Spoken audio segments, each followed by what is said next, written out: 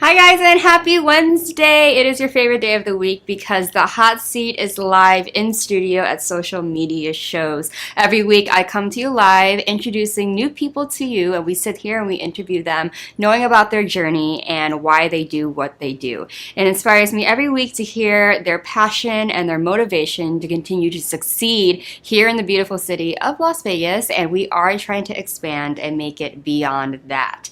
But today we are not short of exciting guests. I know I say this every single week, but I'm always right. At the end of the show, you guys are probably like, oh my God, yes.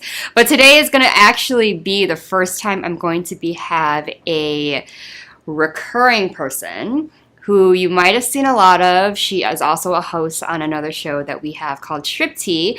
But if you guys remember, when I first started out as a television host, we started out with the show called Undiscovered. We have revamped it since. We've renamed the show. A lot of people were offended, or whatever, better term. But I had this person on prior, and she is going to be back sitting now in the hot seat, which is completely different. And we're just going to jump right into the things that she's doing and how amazing she has become in her field.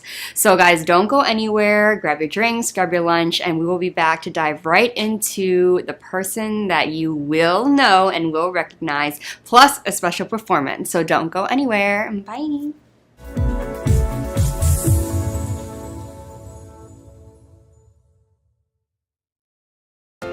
What affects your credit? The answer can be many things. Let's take a look at a few of the most common factors and how they can impact your credit.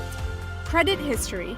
In order to have a credit score, you need to have open and active credit accounts. This gives you the opportunity to build a credit score and get approved for larger purchases such as a car or a home. So it's important to have a responsible record of debt repayment. Available credit and usage. The rule of thumb is to use 30% of your available credit to minimize the impact of debt on your credit score. In other words, the less credit you use, the better. Monthly on-time payments. By making sure your monthly payments are paid on time, you could boost your credit score. Late payments, however, may bring your score down. Errors on your credit report. Check your credit report regularly to make sure it's accurate. If there are any errors or signs of identity theft, report them immediately to the appropriate credit bureau. Applications for credit. If you're applying for credit, filling out several applications in a short amount of time may hurt your credit score. It's ideal to keep the applications to a minimum. However, there is an allowable shopping window for a mortgage. Remember, a good credit score could possibly save you in interest payments. If your credit score needs some improvement, however, consider starting with the basics mentioned here. And when you're ready to buy your dream home, give New American Funding a call. We'll help you find a home loan that works for you and your unique situation.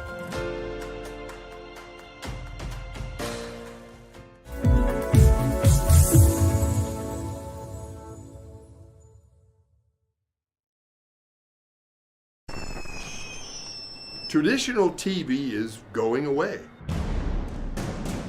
Hollywood is starting to fade. People are demanding real stories from real people. Our voices are now being heard in our own way. Podcasts, Facebook, Twitter, YouTube, and TikTok Live are becoming the norm. Internet TV has now reached the highest demand in human history. Social media shows is now the new media of the century.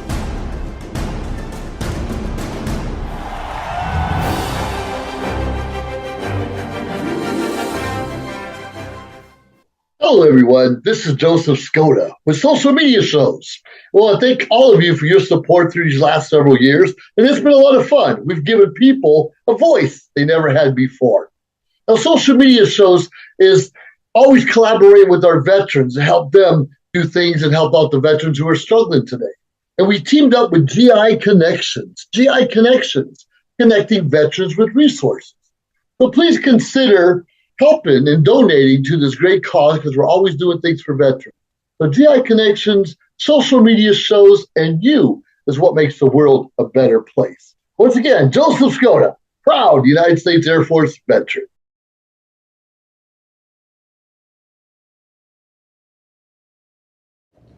Hi guys, and welcome back to the hot seat. We're going to jump right into our first guest. She is a returning guest and also a host on social media shows. She is one of the 3 hosts on Strip Tea, and I get to have her here sitting on the hot seat. And it's going to be my first time interviewing somebody that's already been interviewed by me on a show on this channel. So everyone, please welcome the amazing powerhouse singer, Celina Sasso. Yes, queen, hug. Thanks for having me. Of course. Take a seat. Okay. So we actually just got done filming another episode of Strip Tea, which was beyond amazing. Yes, we did. It was brand new. It was great. It was revamped. It was everything we could wish for. And the last episode when we all met you, we kind of went into how you started, what you normally sing, your residency at the time. But let's get into something different because everything's changed. That was 9 months ago. Yeah. Right? Oh my God. And, you know, your residency came and unfortunately went. Mm-hmm. And so now you're kind of pushing towards new things and you've become a host in that time. So let's fill in people on what you've been doing and we'll go from there. Yeah. So with a lot of things in entertainment, whether you're a singer or instrumentalist, what it could be, we've gone through some slow times. So I ended up becoming a music teacher, which I always wanted to be ever since I graduated high school. So I'm really glad I'm like living one of the dreams that I always wanted to do. And now I'm also front desk at a salon with my bestie, who does my hair too. So I am fully booked and picking up gigs as they come. And I'm really grateful to be able to do 3 things at once. But as tiring as it is, I'm here, I'm hanging in. So where do you teach music and what grade? I teach at the School of Rock. It's a franchise where they teach drums, piano, voice, and I'm one of the voice teachers. Also, I teach not only one-on-one, but a group of kids in the morning and afternoon, depending on the age. So the ages I teach are between 5 to 16. Wow. And then I get adults for one-on-one every now and then. Wow. But yeah, so you all have ages. to know how to alter your teaching ways Yeah. to make it make sense for different age groups. Because Yeah. it's not going to make sense for a 5-year-old and then someone who's 13 who thinks they're the next American Idol, right? Yeah. It's going to be a little different. So have you had teaching experience before this? Not really. I mean, I did. I did when I was like 18. I worked at Gymboree for like 3 days. And I realized it wasn't for me because I thought I was going to teach music there, but I didn't. Mm-hmm. So then I left. So I have some, like, I know how to teach it. I just never had the opportunity to do it because part of me just didn't, I was focused more on my own music stuff. So I never really dove into it. But after I was like, you know what? I kind of want to go through this. I want to give back to my community because I'm here singing all the time. And part of me always wanted to teach that to the younger generation and just keep music alive. So it makes me feel good that I'm able to do something with fulfillment and help somebody, you know? Yeah. So, So you mostly in your music class, do you teach mostly the vocals or do you go through kind of the logistics and the basics and how that goes with singing? Yeah, so for the class, for the group of kids, I mainly teach the instruments and their stickers on them. And I teach them the parts of the instrument, what they're called, and they get to rotate around each instrument during playtime, which I'll play a song and we'll just plunk the color of the notes to the song. And then I do one-on-one voice, mainly for the one-on-one students that sign up for lessons. Yeah, so they're a little bit older. Yeah. So what have you learned while teaching? Has it taught you some new things that you wouldn't have known prior? It did, because I went to school for music. I just didn't pursue it to get a bachelor's in it, but I do have an associate's of arts. And part of the reason why I left was because I'm like, I don't really need this to be where I'm at now.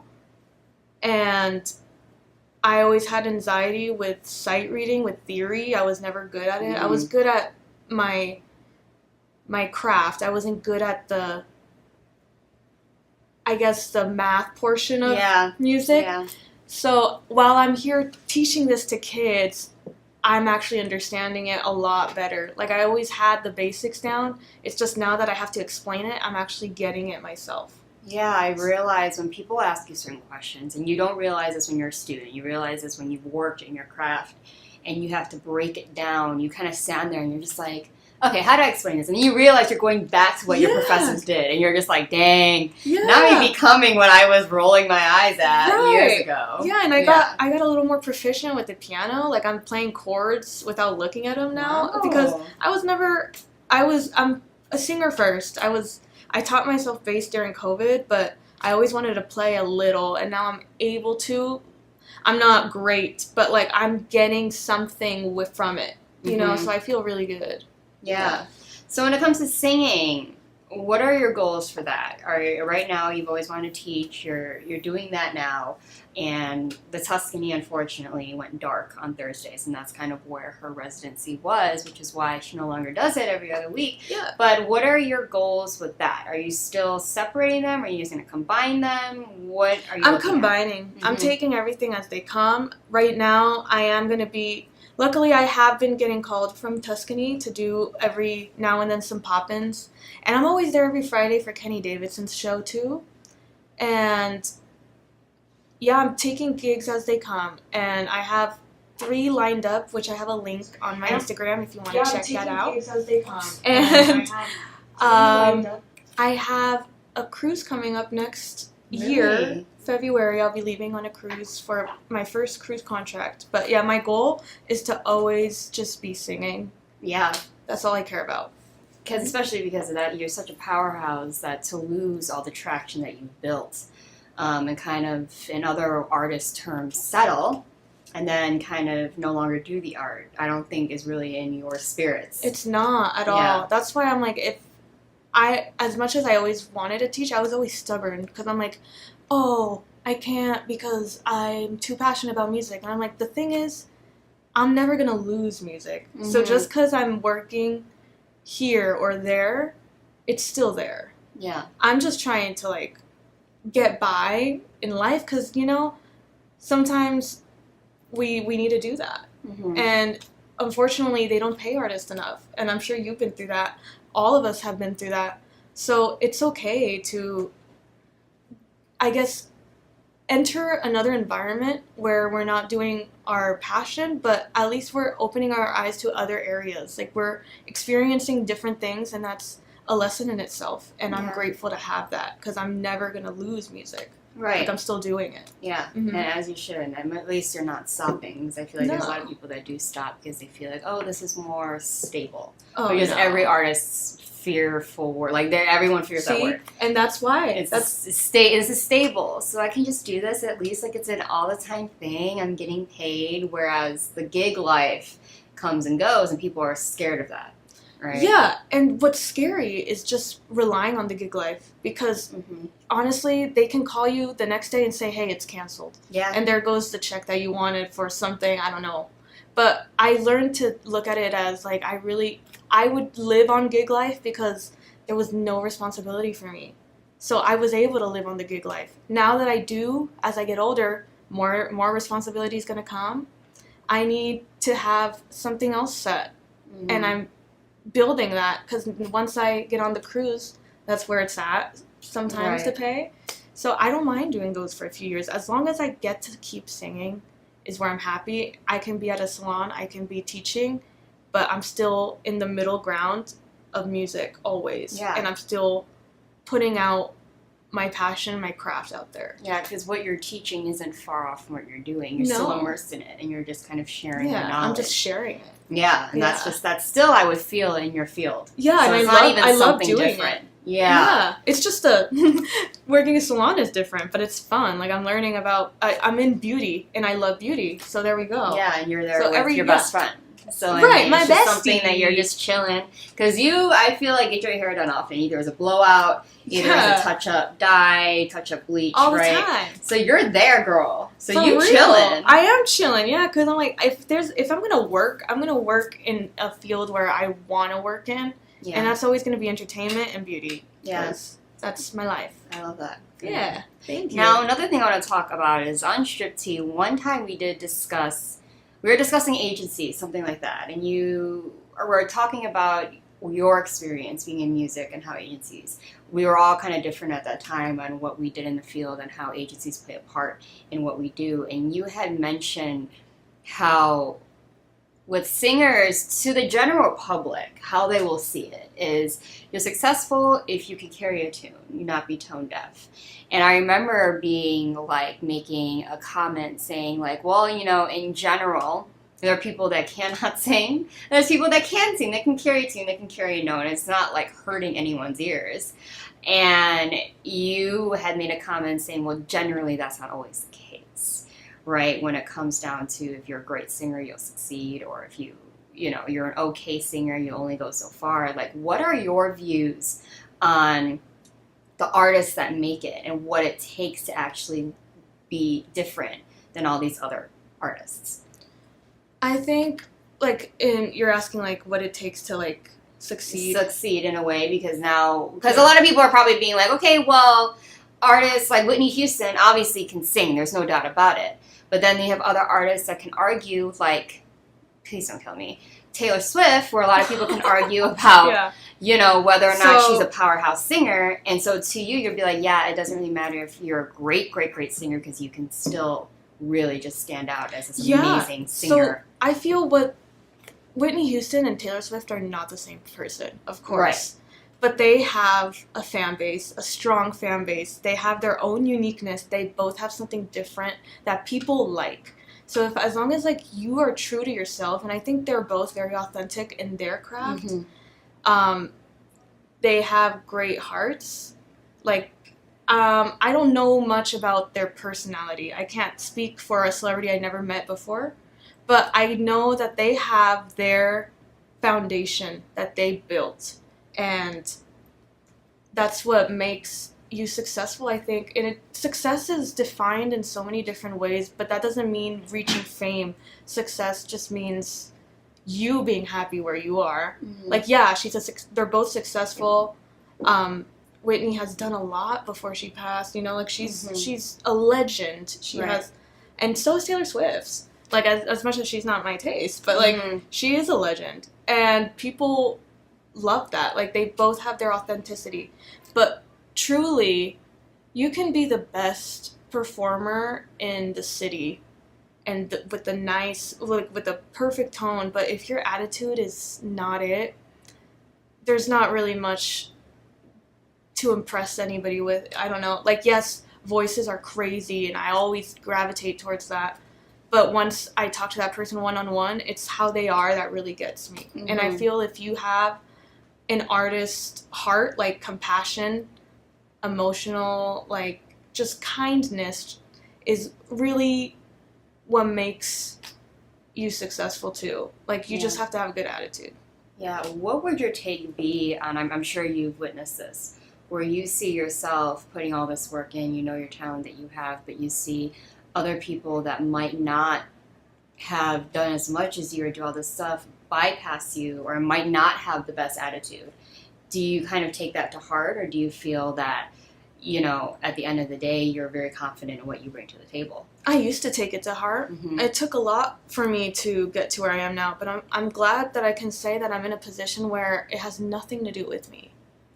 I'm putting myself out there in my truest form, as true as I can be, because I know some of us have to adjust to situations, but for the most part, I'm just being myself. And if somebody is threatened by it, that's not anything to do with me. If someone gives me a look or talks to me funky or gives me something weird, I'm not gonna give it back. Mm-hmm. I'm just gonna walk away, because that's all I can do. I'm there's no point. But, yeah. As long as you're true to you, I don't think you can go wrong with that. Yeah. Mm-hmm. I know you mentioned at one point where in music, the beauty standards are wild. They're all over the place. Oh, yeah. Do you think they're changing at all, or do you still feel that you guys have a long way to go? I feel there's always going to be a long way to go. But I don't think, I would hope that it's minimized. I do notice that, because that's difficult for like me to answer for my perspective, because I've been I've been denied because of the way my body is, but I'm getting different treatment now because I have lost a few pounds, but that's not intentional. That wasn't because, oh, I need to do this for my work. That just happens. Bodies fluctuate, but I have noticed that I treated better the more I meet the standard. Yeah. And it sucks, but I would hope that it's minimizing, because I do see all kinds of bodies out there, and that's what drew me to this industry, especially burlesque. Like, burlesque is not about your body. It's about how you make yourself sexy with the body you have. It's the art of tease, and that's what I love about artists and performing. Nobody's copy-paste. Nobody wants to see copy-paste. I don't want to see copy-paste. Yeah. So I would hope they're going away from that, because it's apparent people want to see different things. Yeah, especially with singing, and I still believe this. To me, when I look at singers, I'm listening.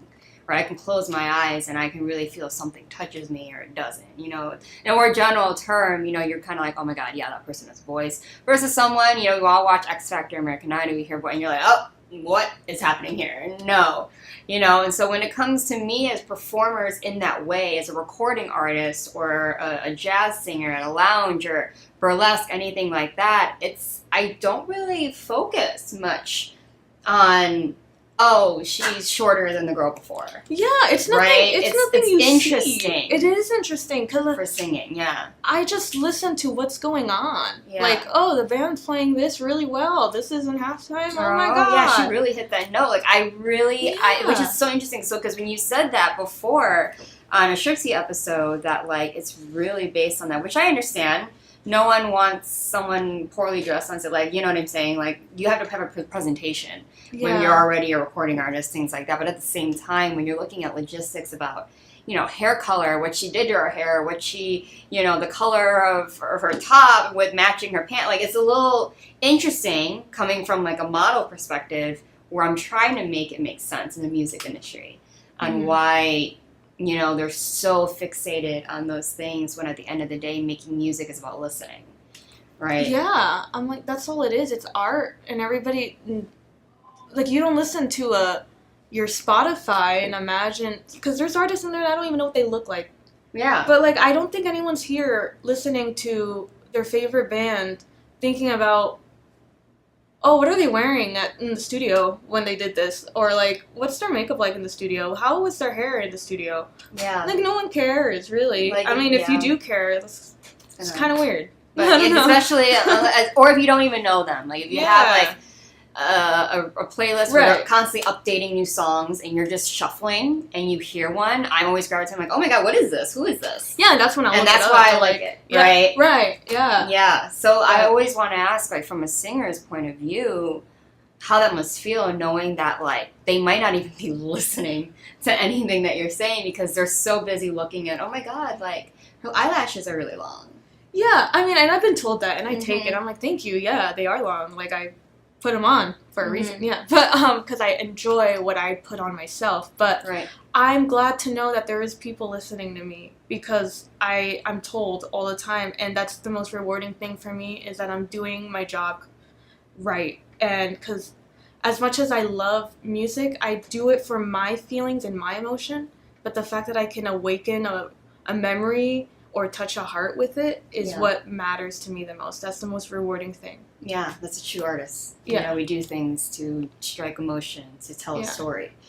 And another thing that I want to ask you is, because we talked about this last time, you know, we talked about whether or not you write your own music. And then you had said that you do, but you're not that confident in it. Have things changed a little bit? I'm proud to say I have. Oh, wow, Yeah. okay, yay! It's just, you know, years go by, Yeah. and like you learn so many lessons in growth and stuff. But I wrote a song like last week, and I just mixed it myself. I haven't released it yet. I'm still working on it. It's a work in progress, but I'm really happy with how it turned out. So in October, I'm shooting to like release it. I have no help with it right now, but I'm kind of letting it come to me, and I'm going with the flow of it. You can't and that's force the most important. song. Yeah, and that's what I noticed. I'm like, you know what? This one just came out, so It's I'm meant just to be. EP soon, guys. I don't Like know. our first EP, like maybe, and then a first music video is Celina Sasso. Maybe add in a little burlesque. I don't know. Yeah, we love We'll it see. because I know you've been through a lot of different things. So I'm sure that kind of inspired a new wave. You entered a new era of life. Yeah. Your birthday was this past June, so you're entering new different times of your life. Or, your mid-20s. Year of the rabbit. Period. But then also I know that you are so passionate about burlesque. If anyone will go to your page, you see that you do a lot of things that really show how confident you are in yourself, your image, your brand, and things that you do. Mm-hmm. So can you maybe really quickly talk about, because I'm sure people see a lot of things when it comes to bondage or lingerie, how that can be very misleading because people take that as something so red, scarlet, right? So, like it's... I don't know how to explain it other than I enjoy it. Mhm. I think I've lived a life where I did not like what I saw in the mirror, and that is very unfortunate, and it makes me really sad to think that I used to think like that. And I'm a lot more than my body, truly. I'm an entity at the end of the day. Like, we're all souls. So what I am doing in those photos is loving myself. And I'm posting them for myself. It is not for anyone. It is not an idea of that I'm a certain way. Whatever idea you have, you can have it. But that's not who I'm trying. I'm not trying to rise anything from anyone. That's just me saying, like, hey, I don't think there's much you can say to tear me down anymore, because I lived my life like that already. I love that. I love that for you. Thanks. It's a moment. It's a Now, moment. you also gained hosting. Is there anything that you're learning a lot about yourself and a lot about on-camera work and all of these things while being on a host for a show? A lot, because I feel like you even know, but when I first met you, I was very, like, timid, very soft-spoken. Still am soft-spoken. It takes a lot for me to just yell. It's hard. But I feel a lot more comfortable, and I think that just has a lot to do with shadow work, my self-work. Because now I can actually get my points across without thinking too much, like, oh, did I say something dumb? Anxiety follows all of us. But now I can say that I feel really good, and I feel like I can actually do things. Yeah, it's a new avenue. It's a new, that's so within your art that you can use your voice. Right. Speak your truth. Entertainment. Yes. Yeah. And one more question before we wrap up, but because I know you have a performance with us coming up soon, but I've been asking this on everyone that's just in the hot seat, and the question is there a motto or a philosophy that you live by? Yeah. What was it? I will say, in the simplest terms, you do you. Mm-hmm. Yeah, that's Celina. That's me. Yeah, because I thought I had something like longer, because I typed something in my notes app, and I don't know what it was, but I just rather just say you do you. Yeah. That's my mantra right now. Everyone who answers that question, it sums up their interview, and it really comes as a whole, because they hear everyone talk about themselves, they're hearing the story, blah, blah, blah. When they answer that question, it's kind of like, yeah, that does make sense for your whole situation you got going on. I'm glad. And that's your whole personality. You're just doing you and loving yourself in the process and letting that guide you in your decisions in your life. So, yeah. What are you singing for us today is the question everyone wants to know. So, I'm going to do a rendition of My Way, Celine Dion's rendition, originally by Frank Sinatra and all the other jazz singers, but I'll be doing Celine's rendition of My Way. I've been trying to get her to sing anything Celine Dion on this show because it's insane. Not that you sang Barbara Streisand last time. So it's just, and she wasn't even prepared. She doesn't need to warm up. She's like, oh, I guess I can perform. Then all of a sudden she like hits every single note, and it's just like, well, dang, that just really just showcases how much we all suck. No. But you're just like, dang, I thought I was cute when I was singing in the shower this morning, and then we hear sitting, you're like, yeah, well, let me just exit the room. But let them know your handles before we leave. Update them on what they are. I am Chorus Faye on Instagram, And you can just search Celina Sasso for everything else, like Facebook. Celina with a C. Celina with a C. CELINA SASSO. Sassy Sasso. Sassy That's Sasso how is what they you call me. remember it. Yeah. But yes, thank you so much for coming back on the hot seat. Thanks for having me. Oh my god, it was lovely. I'm so glad we just popped right back into your story, your journey, and everything that you're doing. I'm sure this is not the end. This is just you're It's just just opening the beginning. doors. This is the beginning. You're opening doors for Yeah. yourself and just expanding your knowledge and your reach across everywhere. I mean, I can say around the world because she's going on a cruise, but you know. Been around the world and Anyway, when we come back, you're going to hear that rendition of My Way by Celine Dion by Celina Sasso. So don't go anywhere.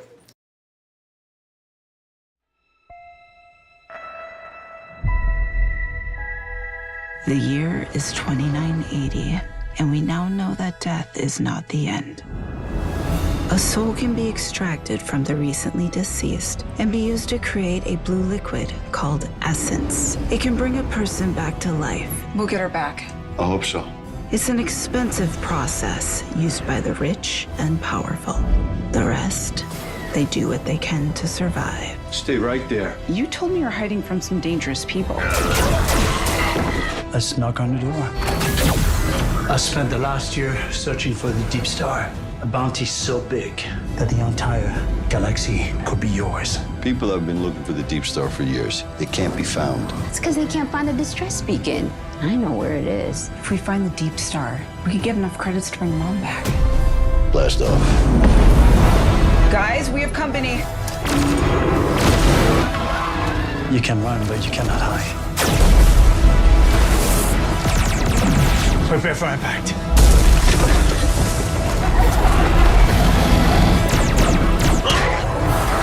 I am now authorized to take action.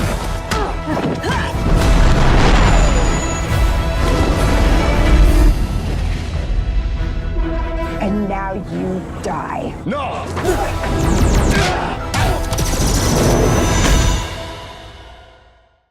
Hi, I'm Deacon T with Modern Word Ministries. It's great to be with you today. Just a short little promo for our show. Every Sunday morning we have service, and you can follow us at 10 a.m. Pacific Time on modernwordministries.org. And if you missed us or you want to see some of our older messages, go ahead and check us out on socialmediashows.com every single morning at 9 a.m. It's a great way to kick off your day, get a little bit of the word in you, get something uplifting, get you started off on your way. You know, if you're looking for prayer or you need some help, reach out to us. If you go to our website, again, that's modernwordministries.org, you can interact with me via telephone, via DM, text message, whatever you want. I'll get right back to you. So if you need prayer, you need help, you just need somebody to talk to, Modern Word Ministries is here for you. We are your church in the community. So until you see you next time, be blessed, everybody. Bye-bye. Got Films is a full-service production company that provides motion picture quality content and production services for use in the film and TV industry. Looking for a seasoned crew, high-quality equipment, or other production services for your film, TV, commercial, corporate convention, sports, news, or interview project? Your search stops here. Some of our projects include NASCAR, American Restoration, Pawn Stars, Counting Cars, Top Chef, BattleBots, Forge and Fire, and Street Outlaws. We have also produced over 60 feature films and documentaries. We're ready for all your needs. Whatever your project, whatever your budget, big or small, Got Films got you. GotFilms.com.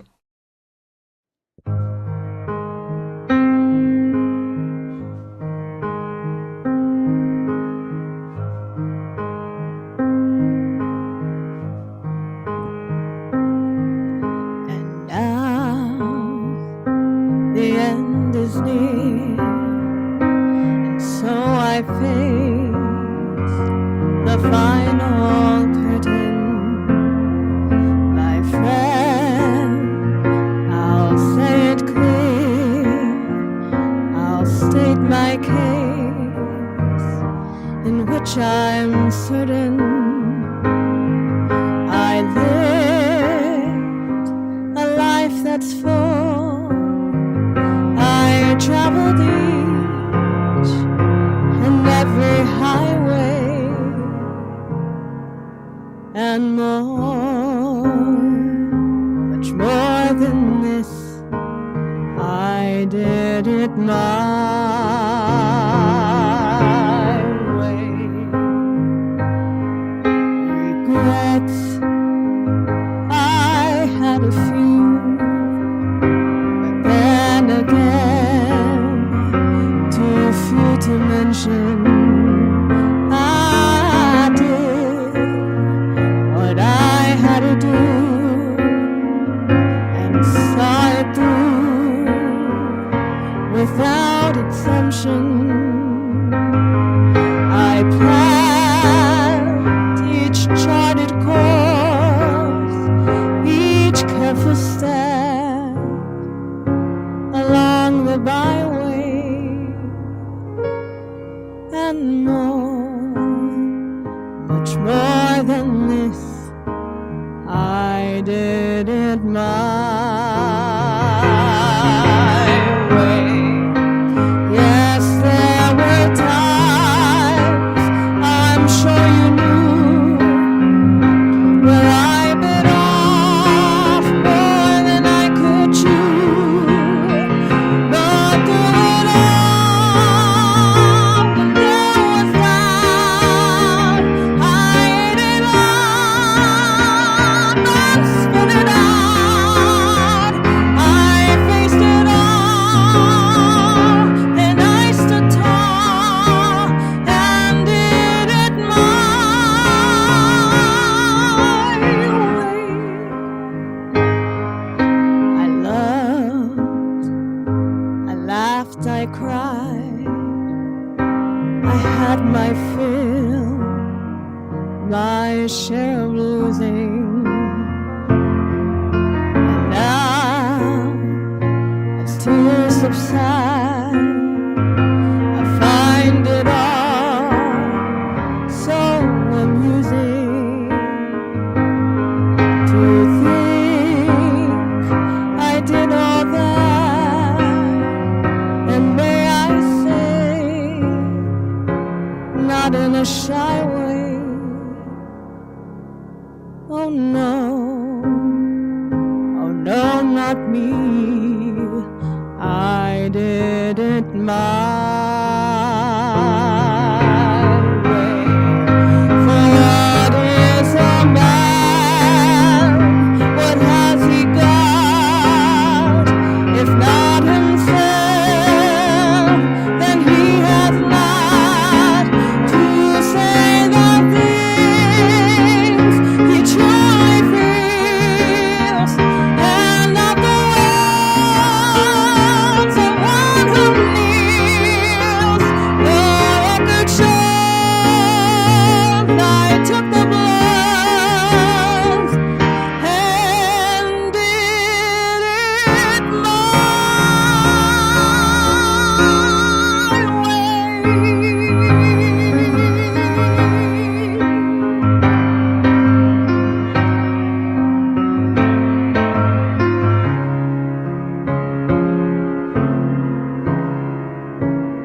Thank you so much. Thank you.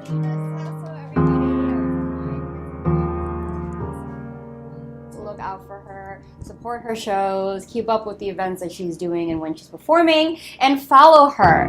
Please, please, please give her all the support she needs for her to release her next EP. Everyone, when we come back from the break, we have one more guest, so don't go anywhere. Traditional TV is going away. Hollywood is starting to fade. People are demanding real stories from real people. Our voices are now being heard in our own way. Podcasts, Facebook, Twitter, YouTube, and TikTok Live are becoming the norm. Internet TV has now reached the highest demand in human history. social media shows is now the new media of the century.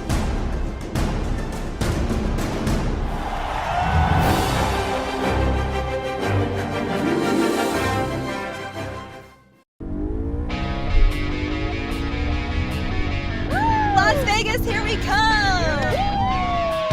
I can't believe we're all moving to Vegas. I know, right? It's a dream come true. Wow, super creepy dude. Mason, stop. I think he heard you.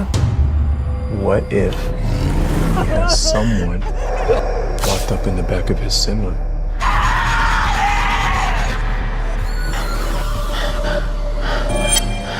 She's gone. Someone took her. Who's that creepy trucker?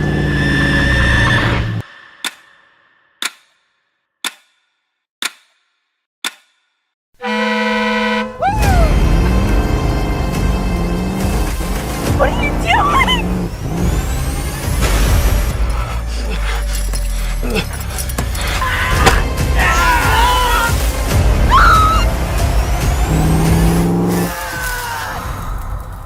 They call me Mother Trucker.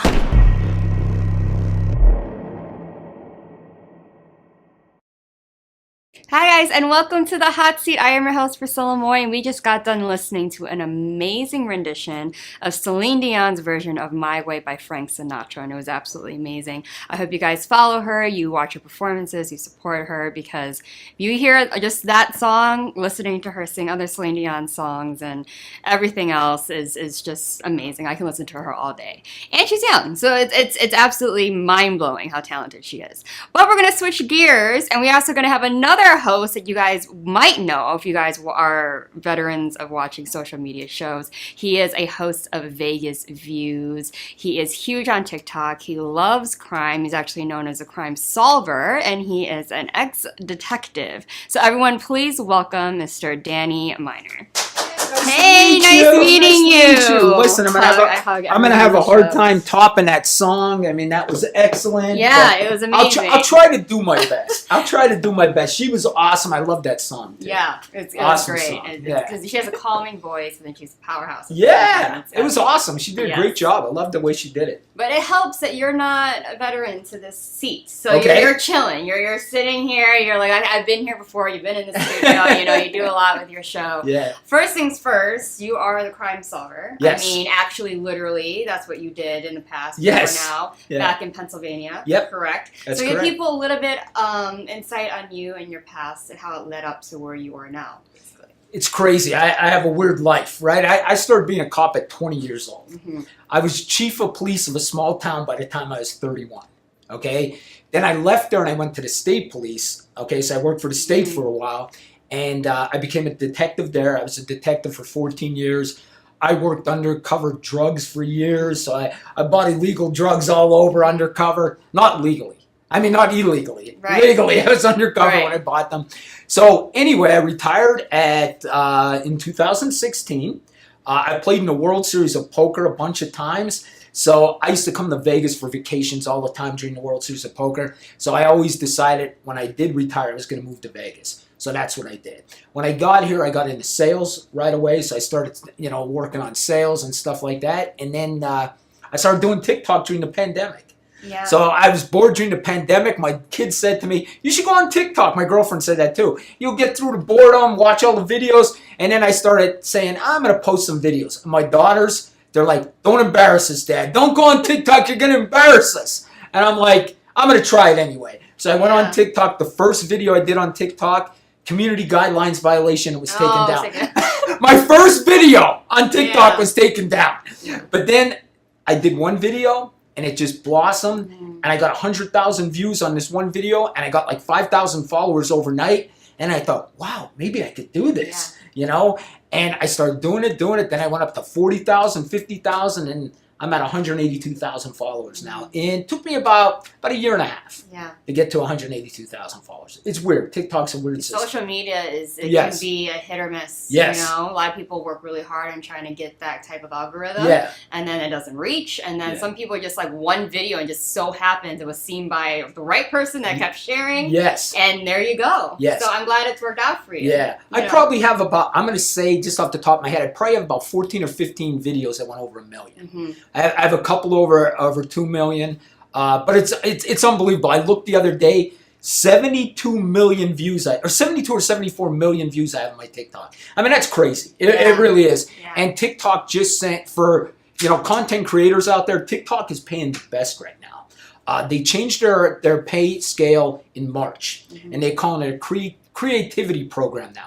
They pay you approximately $1 for every 1,000 views, which is pretty good. If you think if you get $1 million video, it's $1,000. Yeah.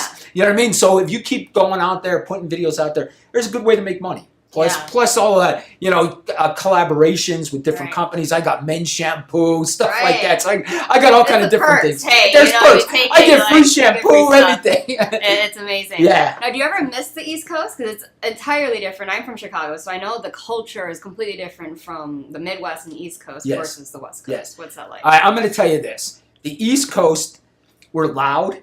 Okay, as you can see, I'm loud. Yes, we're arrogant. And when I came over here, people are quiet here. They're very. I'll tell you this. Before I came out here, I actually interviewed for a sales job back in Pennsylvania. The guy hired me on the phone because he said to me, "Nobody has personality here. So you have personality. I love hiring East Coast people." He hired me on the phone before I even came out here. So the difference is I feel West Coast people a little more reserved. East Coast people, East Coast people are loud. They're obnoxious. You know what I mean? And I accept that badge. Yeah, they're expressive, and they're to the point. I realize a lot of West Coasters, it takes a while for them to. For us, it's a little quicker. Yes. Right. At least on the other side of the country. Yes. And so another thing I want to dig deep in is, so my father was also a detective. So he was Detective Warrants in Chicago, and he worked for the county. Okay. And he retired the same year as you did. Oh, and so wow. a wording, like a phrase that they always say now, "Oh, you're lucky you got out when you did." Yes. Right? That's a big thing. Yeah. How do you feel? Like, are you kind of around the same boat? Because a lot of things have changed when it comes to the police and the views and things that are happening around the world. Oh, yeah. When I retired, honestly, it was weird because it's weird because I didn't work for about 2 or 3 months, and I never not worked. From the time I was like 18 years old, I didn't work. So it was very weird. So when I retired, I started feeling a little depressed. Because you're thinking, man, what do I do now? That was me. My whole life was being a cop. You know what I mean? So I was like, oh my God, what do I do now? Which now TikTok has helped me get through that. But to your point is, would I be a cop now? Because I think that's what you're asking me. Never. Yeah. Never. I wouldn't even recommend somebody be a cop. Honestly, I wouldn't. I think the job is so critiqued now. No matter what you do, somebody's going to critique what you do. To me, it's not worth the headache. Yeah. I would go into a different profession. And honestly, people are having trouble hiring cops. I don't know if your father told you. They're all over the place. I'll give you an example. My old police department, when they would test, because they give a civil service test to get hired, we get thousands of applicants.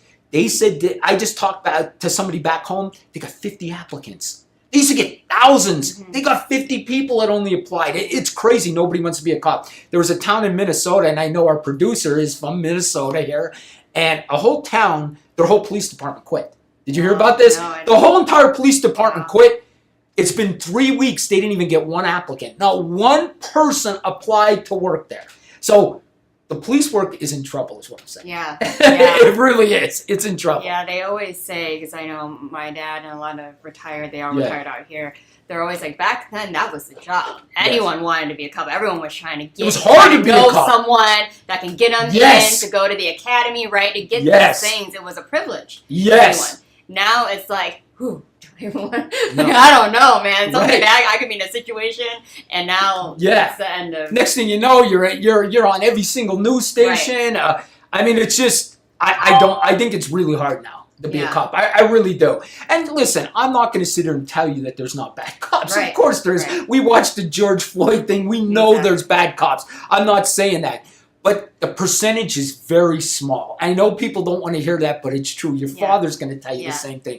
The percentage is they're going to highlight the bad things, okay? They're going to highlight the bad things, but it hurts now because you're going to get people that don't want to be cops but just need jobs. You know, because cops are paying $70,000, $80,000 a year now. So somebody's going to say, hey, I'll take that job. I don't really want to be a cop, but I could use a $70,000, $80,000 a year job. And that's what's going to happen. You want people that want to be cops, not just need a job. And that's just my opinion. And that's how they're going to make their decisions. Yes. Based on like, oh no, what do I do in this situation? Yes. It's going to make the whole thing look really, really bad. Yes. For the whole city, and then the whole defunding thing is going to highlight those things that everyone's like, yeah, see? Yes. And then that's something we see are things that are bad. We don't see the good things because no one talks about those things. Nobody talks because it doesn't sell. Yeah.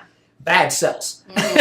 So yeah. So for you as a cop, like you've done many different avenues of police work. Yeah. How do you think that shaped you living your life during that and after? Was there a time in your life growing up, because you started when you were 20, that you just start to look at things completely differently? Yeah. And you know what? I've been asked that's a great question. The one thing I can tell you what police work did to me, it shows you that death is real. Like, because we all don't face that. Like I was seeing death every day. Okay, so at least 5 times a week I'm seeing death. I'm going to, because cops get called to people just that passed away because you got to investigate the death. It's a death investigation, okay? So you're seeing this every day, so you start worrying about your family members because death is real to you. A lot of people don't see death, but as a cop, you're seeing death on a daily basis. So I could say that death is real. That's what it put into my heart. I'm going to tell you a quick story. I'm born and raised Catholic, okay? And I was raised in a strict Catholic family. The one day I went to, this is a true story, my friend passed away from cancer, and then that night I was working a detail where I had an internship, a female intern that was in college. She was doing an internship with us. We got called to a car accident where they said there was a body in the middle of the road. We get to this car accident. I asked her if she wanted to stay in the car because when they're saying a body in the middle of the road, I know it's bad, okay? So I look at this body. I see the person. I could tell they're dead. I tell the other cop, get a blanket on them. Next thing I know, the cop says, hey, this looks like one of our cops. Believe it or not, it was one of my friends, and they didn't even recognize him. He was in a car accident. So I went to his car accident, one of my friends that passed away in the car accident. That night I went home. I said to now my ex-wife, but she was my wife at the time, I told her I didn't believe in God. So it did change you. I came home that night, and I said, I just don't believe in God anymore. I see these horrible things happen every day. I don't believe in God. And she said to me, what are we going to do about this? I said, something I got to work out, which I did. But I mean, yes, is there stress in police work? Yes, I'm sure your father tells you that. You don't leave that job every day. That job goes home with you. Yeah. You know, and you try not to, but it does. Yeah, because you see things, you don't want to see, and that's just everyday life. And you become numb to it in a way where this is your job. But if you really sit back, I'm sure after your time, you think about the things you've heard, you've seen, the type of criminals you've met, you're like, oh my God, like, how do you even, materialize that, work through it to live a normal life where you kind of have hope in society in a way? I agree with you, You start seeing all the negative things, so you become a negative person. And that happens to cops. They become negative because everything's negative. Their whole day's negative. So you got to try to turn that into a positive. I never really let it get to me. I'm going to be honest with you, I didn't. And one thing about cops too is we are offered help. We're offered therapists. We're offered everything. Every time we see a bad thing, they'll come to us and say, hey, listen, do you want to talk to somebody about this? And 99.999, your dad will tell you, there's no cop that's going to get help. Yeah. He's not gonna, because if he is, they're going to say, hey, and I was a sergeant, they'd say, Sergeant Minor's crazy, he's getting help. Yeah. So you are tarnishing yourself if you get help. I know it's not right, but I'm telling you that's how it is. And you don't want to look weak because something affected you that badly. Yes. Right, especially back then, too. Yes. The times back then, it's better now. Yeah. We talked about this on our show today. The younger generation is better now. They're better about mental health. They're better about accepting everybody. Back then, if they would call you crazy. Yeah. Nowadays, people go out there and they want you to get help. They encourage you to get help. Look, I talk on my other show, I have ADHD, right? Back then, you wouldn't even talk about ADHD back then. But now it's all over. Yeah, that's a lie. You're just a bad kid. You know what I mean? That's what they did. So, yes, times have changed. the younger generation, you guys are better than us. You just accept everybody. You encourage getting mental health. Yeah. You know what I mean? So the younger generation is better than us. Yeah. You had it touched with this last story, but I was going to ask you, is there something that even though you don't let it get to you, there has to be at least one case or one instance where it's stuck with you? If you ever think back on your how many years that you worked in the force, you kind of like, there was this one time, man, I'll never forget that one time. Yeah. Do you have one of those moments? Yeah. There's a couple times through your career that you want to quit. Honestly, you want to quit. And most cops will quit in their first 2 years. If they don't quit in their first 2 years, they're going to make it, okay? But in them first 2 years, I've wanted to quit so many times, I can't even tell you, okay? That I would come home at night and think to myself, what am I doing? This is ridiculous that I put myself through this every night. I mean, honestly, you get to that point, but then you get used to it. And your father's going to tell you it's just what it is, you know, and you just deal with it. But if I think of one story that almost made me quit, and this story's going to shock you, okay? We had a business owner in town, okay, that he owned this little restaurant, and he hired this little boy that was like 11, 12 to come in there and help him clean the place. This little boy didn't have a father. He was raised by a single mother. And I'm going to be honest with you, he took advantage of this boy, and he ended up molesting this kid. The kid was only 10, 11 years old. We arrest the business owner, okay, take him to jail. He goes to jail. Trial comes. A lot of people like this guy because he's a big businessman in town. They were blaming us for wrongfully saying that this guy did this, okay? But this kid was adamant that this guy molested him numerous times throughout his life, okay? And we had evidence, we had search warrants. Long story short, we go through a 2-week trial. And the jury kept coming back. We can't come up with a decision, this and that. And the judge said, keep going back, keep going back. They're like, we're going to be a hung jury. You know, there was like 7 that thought guilty, you know, like 5 that didn't think he was guilty. And then it kept going back and forth, back and forth. Long story short, they found him not guilty. Wow. And it devastated me. Because now I got to go back and look at this victim, look at his mother and say, I'm sorry. We lost. You know what I mean? We lost this case, and I know this guy's an evil man, and there's nothing I could do for you. So I went home that night. I wanted to quit. Honest to God, I wanted to quit. I thought, what the heck am I doing? I'm done with this. But I kept going through it. But now here's the end of this story. 10 years later, are you ready? This is how sad this stuff is. 10 years later, I'm watching the news. And they're like, this man's arrested for molesting 3 kids, this and that. It's my victim. My victim now became the predator. It's a bad story, isn't it? My victim now became the predator. My victim is now 20-some years old, and he molested 3 kids. It's a process. You know, maybe if we convicted that guy, maybe he didn't do this. I don't know. But honestly, I almost fainted when I saw him on TV. I'm like, oh my God, that was my victim from 10 years ago. So that was one of them cases like, you throw your hands up and you think, this world's awful. Yeah. You know what I mean? Sometimes you just feel this world's awful. Yeah. Do you ever feel like you're guilty in a way for not doing more? Oh, Sometimes, yeah. even though you know you did, you're kind of like, maybe I could have changed the narrative. Because this could have all been a psychological thing where, you know, he lost hope. Right? Yes. You see a lot of times when people see it, it becomes a trend that those people normalize this behavior, be like, okay, well, if no one believed me and this was okay to the public, then clearly that's normal. Yeah. Right? Yeah. And he had a real good defense attorney. And his defense attorney in closing, I'll never forget it. And when he said it, I'll be honest with you, I knew we were in trouble. When he looked at the jury and he said, listen, there's smoke. I'll admit there's smoke. There's smoke that will fill this whole room, but there's not fire. And if there's not fire, you can't convict them. And I'll remember this forever. Yeah. And I remember sitting there next to the DA and thinking, we're in trouble. I just saw it on the jury's face. I knew we were in trouble at that point. And we ended up losing the case. I mean, it was a 2-week jury trial. I lost other cases, but that case just really stuck with me because I know the guy was guilty. You know what I mean? I know he was guilty, so it bothered the heck out of me. Yeah, it wasn't something where you didn't have evidence or there's something where you're like, okay, it's he said, she said. It was very much set in stone, and for some reason, by a God that you may or may not believe in, you know, it happened to be in his favor. Now, you focus a lot on your TikTok. You talk about big cases that are going Yeah. on right now. Either cold cases or cases that are now kind of going through Yeah. process. The biggest one that I saw in your profile was the Kohlberger case. Yes. That happened It's huge. to the Yeah. students. Yeah. Is that one of the bigger ones that you're passionate about? Is there Yes. another one that you're also passionate about? What's your... The Kohlberger case is huge. It made me. It really did. Like, I went from that Kohlberger case, I went from 50,000 followers to 100,000 followers like that. Yeah. And I think that people like me because I do have knowledge. So when people talk about court, other true crime creators don't have that police background. I've been in court thousands of times, so I know every single thing they're talking about, and I think that's why people follow me.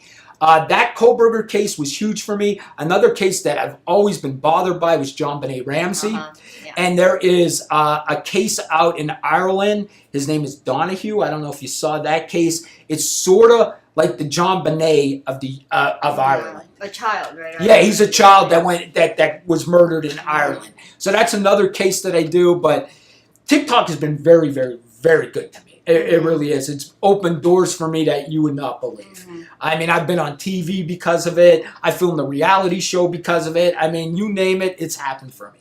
So I'm just hoping more things happen for me. Yeah. I think what helps is that you can look at it from a different perspective. A lot of people are leading with emotion. A lot of people are going with conspiracy theories. They're not really focusing on evidence. They're focusing on hearsay, what people are saying that they saw in one article, one blog, and now they're like, oh my God, you're right? I never saw that. But you're looking at it very much logistically. This is what we're given, this is what they're showing the public, and this is what I'm getting out of it. Yes. Now, is there something that you saw that you were like, from my perspective as a police detective, I knew that this was going to end up being the way it ended up? Did you have a moment like that? You mean with Kohlberger case? I would say with the Kohlberger case, in fact, I just did a video while you were talking. I went outside to do a video because news just came in from News Nation, and I said this from the beginning.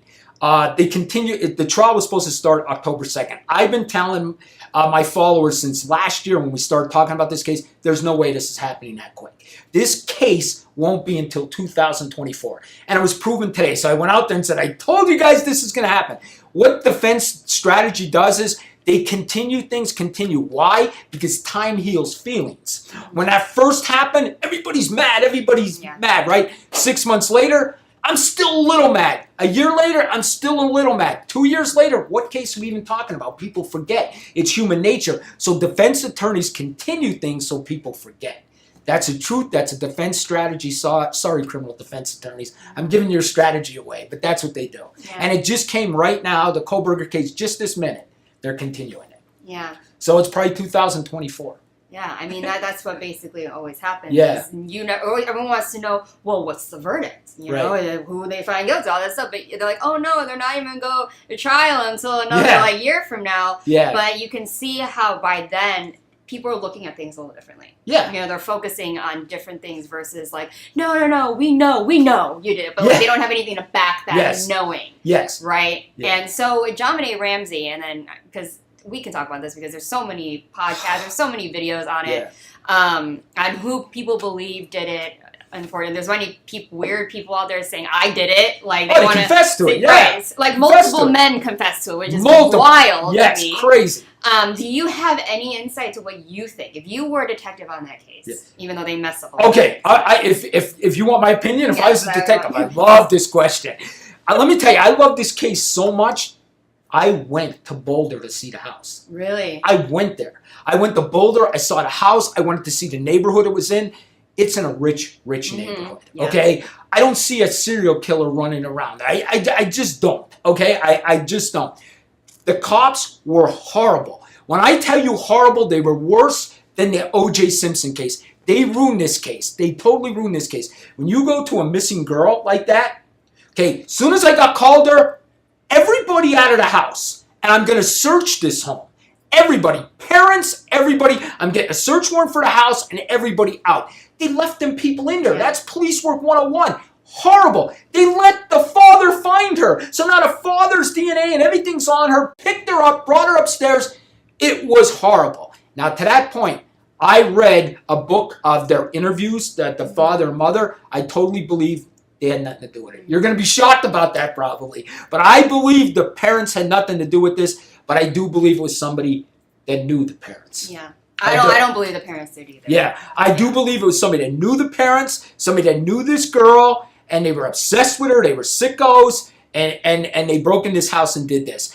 I totally believe the parents didn't do it, and I don't believe her 10-year-old brother at the time or 8-year-old brother did this, because she was brutally murdered. They choked her with that thing, and her brother at 8 or 10 years old did not do this. No. You know, I hate when they blame him for that. I feel bad. Could you imagine growing up and being blamed for your sister's murder when you had nothing to do with it? Exactly. You know, so that case bothers me. Yeah, and then, like, to this day, like, and it's upsetting because I know her mother did pass, and she never really kind of got peace with that. But, you know, it takes a lot to strangle someone. If you don't believe, like, it takes a lot of strength and, like, you know, so to have another child, like, to that extent, but especially being raised like that, they always have money. She was a pageant girl. To be a pageant girl, you have your family has to have money in a way. Yeah. But it's wild. It continues to go down. It's one of those that's like annoying because you just want the answer. Like, who did it? Right. Someone say it. Like the whole cold cases bother me in general. Yes. Because I'm like, oh God, I can't. Yes. So. Totally. That case bothers me, the Natalie Holloway case. Yes. We kind of know who did that, though. Mm-hmm. You know, we know that guy did it. They just can't convict him on the murder charge. But this case, I'm going to be honest, I don't think it's ever going to be solved because they made too many mistakes. And it's so important that first cop at any crime scene, he's got to do his job. If he doesn't do his job, the crime scene's going to be messed up. Yeah. That first officer on that scene's got to do his job, and they didn't in this case. Yeah. Yeah, I'm really glad that you voice those things on your channel and you're able to voice it now, so you can kind of really not stick up, because a lot of people are like, oh no, like no one's gonna blame their fellow cop, they're gonna, you know, cover them up, all that stuff, but you're literally blatantly saying, no, like you messed up. They messed up big time. I call me a cop, you failed, and it's your fault. Like, yes, they messed up big time. They missed a bit, and I will call the cops out, but I will also say the cops are right if they're right. Yeah. I mean, I'm the same way, and I tell my followers that, right? And as you should. Yeah. You don't want to feed a narrative that's not true, but you also want to pinpoint, hey, like, we are human at the same time. You guys aren't entirely wrong. Right. But you guys aren't also entirely right. Exactly. Right? Like, and you're changing the way of that whole view on using social media to your advantage. Yes. You know, I'm sure you get a lot of haters. Oh, God. I was viewing you, like, sometimes pinpoint, and you do a video based on what people are saying. Did you see that? I've seen multiple out there. I'm like, I don't know who you're talking to, but that's not my name. Like, I was kidding, Guy called me Jesus. Like, I don't know He who said, this "You person shut is." up already, Jesus." And I'm like, I'm not Jesus, I'm Danny. Like, what do you mean? Like, I don't know who you're talking to. You must have commented on the wrong video. Yeah. But there's one more question that I do ask every one of my guests, because it kind of sums up them as a whole and their passion for what they do. But is there a philosophy that you live by? Yeah, and I heard you ask the last guest, so I was thinking, hey, that's a good question. I love that question. This is what I always say. Do you ever hear a song that Garth Brooks said, The Dance? I don't know if you ever heard that song, The Dance. He's basically saying, if you get a chance to dance, you dance. Okay? Okay? And he talks about when he misses a loved one passed away. Listen, I miss you, but I'm always going to remember to dance. This is the way I look at things. If you get an opportunity in life, you take it. You take every single opportunity. Every time somebody asks me to be on a show, I do it. I don't care if it's the smallest show. I don't care if it's the smallest podcast. You don't know who's watching. You don't know what's going on. Take every single chance that is offered to you.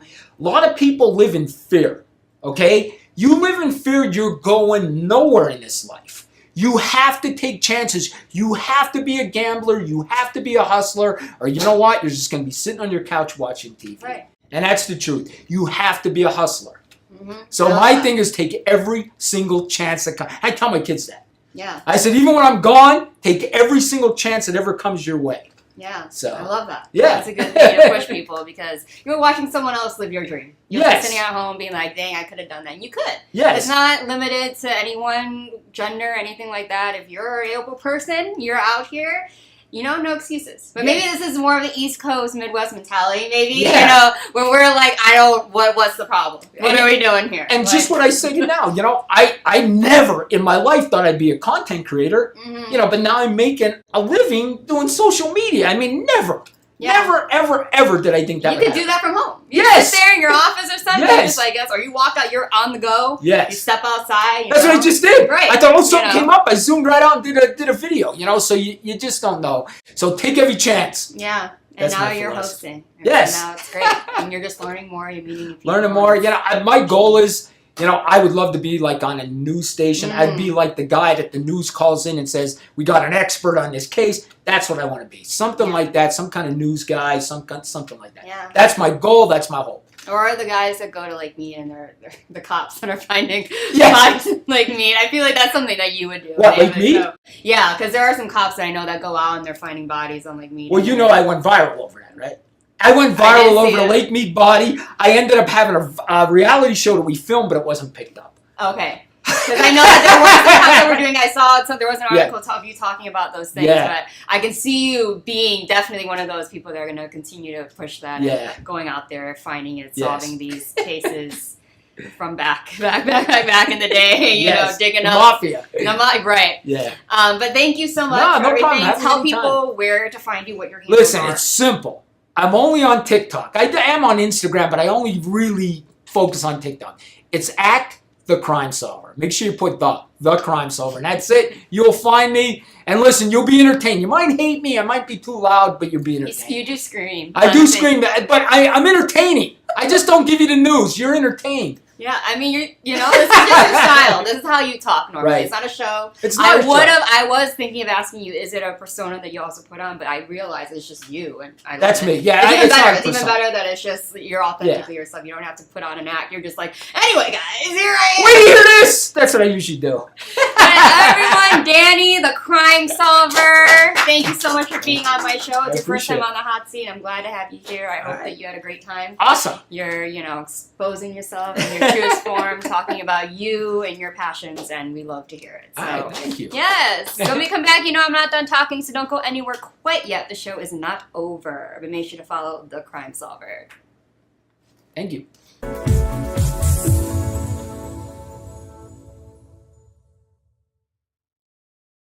It's a tough market. We get it. Home inventory is at an all-time low. It's a seller's market, and cash buyers have the advantage. Recently, cash buyers made up more than a quarter of all home purchases. But we have the solution. New American Funding's Buyer Accepted program allows your buyers to compete with all cash offers by becoming cash buyers themselves. Here's how it works. Buyer Accepted LLC, an affiliated company of New American Funding, will purchase your buyer's new home with cash and sell it back to them for the original purchase price, plus a fee that can be added to the purchase of the home once they secure mortgage financing with New American Funding.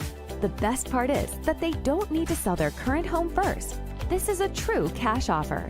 Clients who use our Buyer Accepted program can secure financing using a conventional loan and even VA.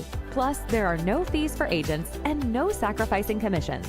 Buyer Accepted even offers a free 1-hour certification course that will make you the expert. You want to close more deals and help more clients? New American Funding's Buyer Accepted program is the answer.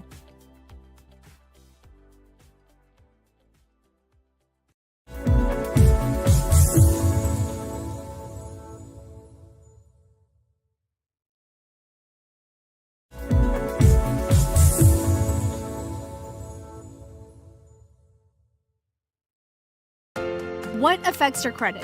The answer can be many things. Let's take a look at a few of the most common factors and how they can impact your credit. Credit history.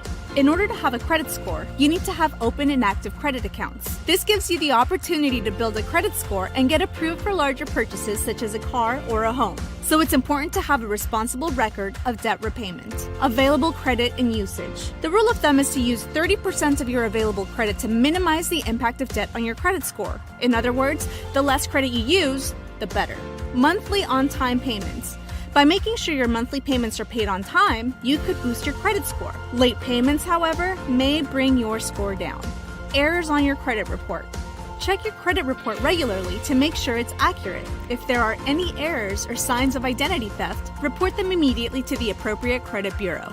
Applications for credit. If you're applying for credit, filling out several applications in a short amount of time may hurt your credit score. It's ideal to keep the applications to a minimum. However, there is an allowable shopping window for a mortgage. Remember, a good credit score could possibly save you in interest payments. If your credit score needs some improvement, however, consider starting with the basics mentioned here. And when you're ready to buy your dream home, give New American Funding a call. We'll help you find a home loan that works for you and your unique situation.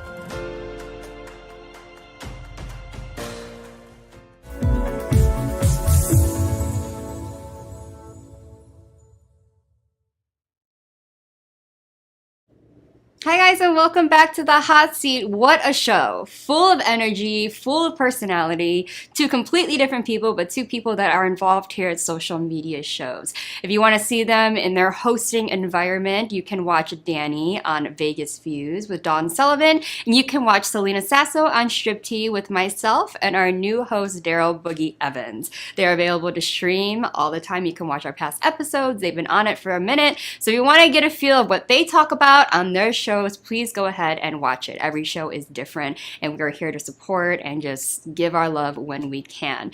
But it's amazing. I think today's show, and I think Maria can attest to this, was completely different than all my other Hot Seat shows, because these are two people who are very, very, very familiar with the studio, but also I've never had a person, I think, like Danny sitting here, or I've never interviewed, I think, a cop before. So talking about crime and that type of thing, I was like, where are we going with this? But that was great. I loved it. I really did. I think that's really interesting. I feel like I don't know what Vegas Views always normally talks about. I know they talk about different, paranormal things and maybe politics, things like that. But I feel like Danny should have his own where he talks about crime cases and he has people on and they discuss big cases like, the Zodiac Killer, things like that, But that would be a hit. People love true crime. I do. So yeah, that's a great thing. But Celina also, her powerhouse voice, I really hope that you guys really enjoyed her rendition of My Way, and it was absolutely amazing. You can see her range, which is wide. So everyone, please go support her.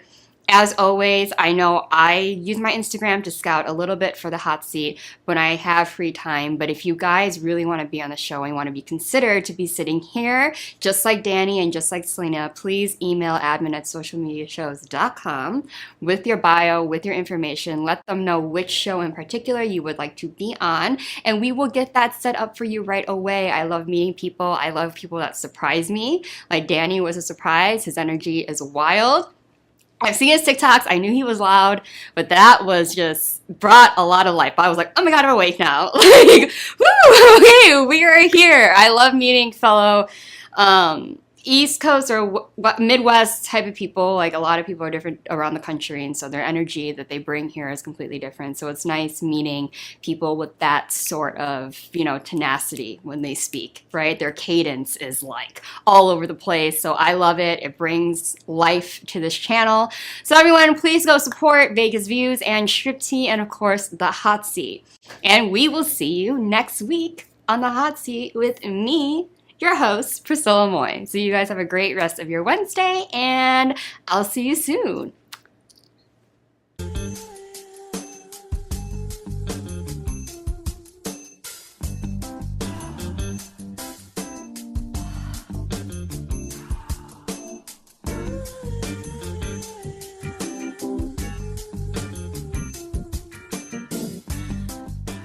This show is brought to you by Michelle Kubiak. If you want to buy or sell a home, call Michelle, 702-683-6576.